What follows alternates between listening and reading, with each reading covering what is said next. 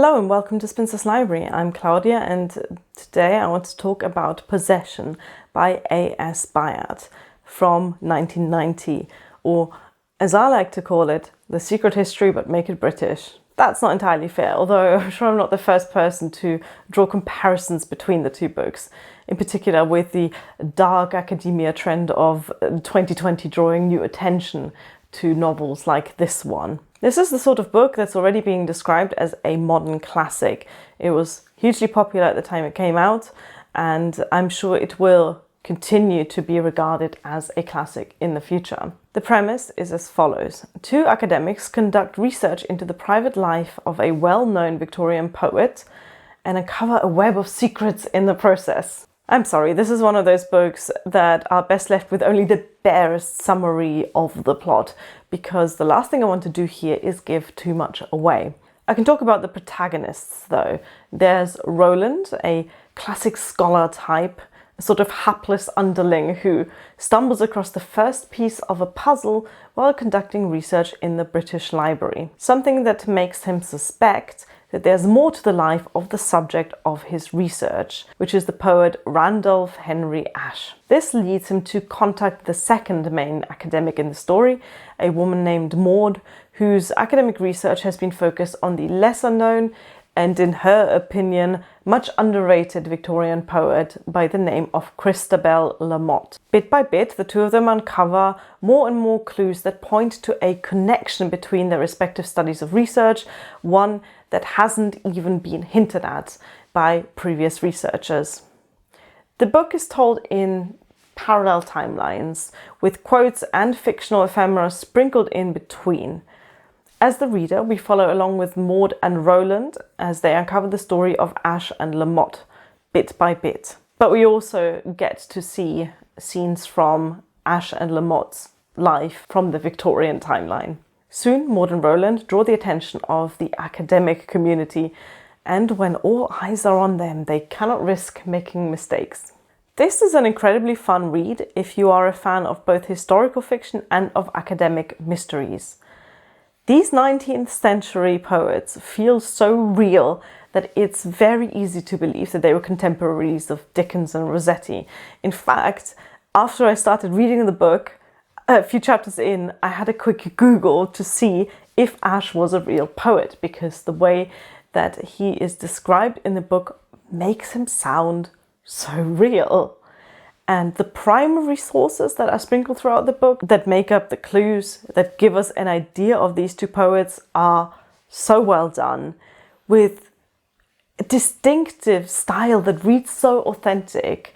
It just shows the author's knack for pastiche. As well as this being a mystery and a romance and a historical novel, it also has a bit of a satirical edge, which is where I think it differs from the more serious and, no offense please, the more pretentious tone of something like The Secret History. Maybe that is the difference between the American take on the topic and the British take on the topic, because Possession is very self-aware of the pathos contained in the story. A story which, of course, spans a century. It's aware of the egos at play in the academic setting of the 1980s and the egos at play in the literary world of the 19th century. The author feels very comfortable in both of these universes and both of these worlds in describing the climate and the society around those two settings. The book doesn't take itself too seriously, while at the same time delivering all the big secrets, the big plot twists, the big emotions that you would expect from a story such as this. The book is titled Possession, a Romance, which just shows how the author understood what she was writing there, because it's very much a romance in the classic Victorian sense of the word. It's a big sweeping story that starts small and you just don't know where it's going to take you. I personally really liked reading about the academia of the 1980s. Remember, this book was published in 1990 but is set in the late 80s. That certainly impacts how these academics conduct research. There's a lot more digging about in dusty old books and photocopying letters than we're used to in modern day academia.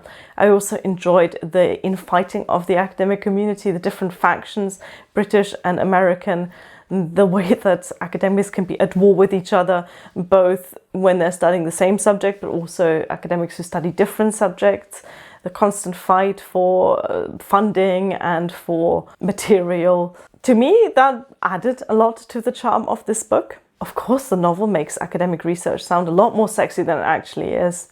It's a wonderful mix of detective novel, historical fiction, romance. It somehow ends up more than the sum of its tropes, and I enjoyed it very much. If you are interested in that premise, if you liked The Secret History and you want to read something with a similar vibe, though not entirely the same, then I think you'll like Possession as well. If you're at all interested in Victorian literature, then I think you'll get a lot out of this novel as well, because really deep down it is a love letter to Victorian poetry. But even if, like me, you aren't really a reader and enjoyer of poetry, there's still so much in these two historical characters to draw you in. They really feel like actual people. I don't consider myself historically illiterate by any means, but I had to Google to find out whether Ashe and La Motte were real people or not. But yeah, overall, a great read, and if the premise intrigues you, I think you'll get a lot out of it as well. This is the first A.S. Byatt book I've read, certainly not the last, though admittedly I don't know how similar her other work is to Possession. This video is part of my 12 Decades of Christmas video series, in which I review one book from each decade between the 1900s and the 2010s. This was the 10th episode. This book was published in 1990. So tomorrow's video is going to be about a book published in the 2000s. If you're interested in the rest of these videos, do check out the playlist, which I've linked in the description box. Thank you for watching. Bye!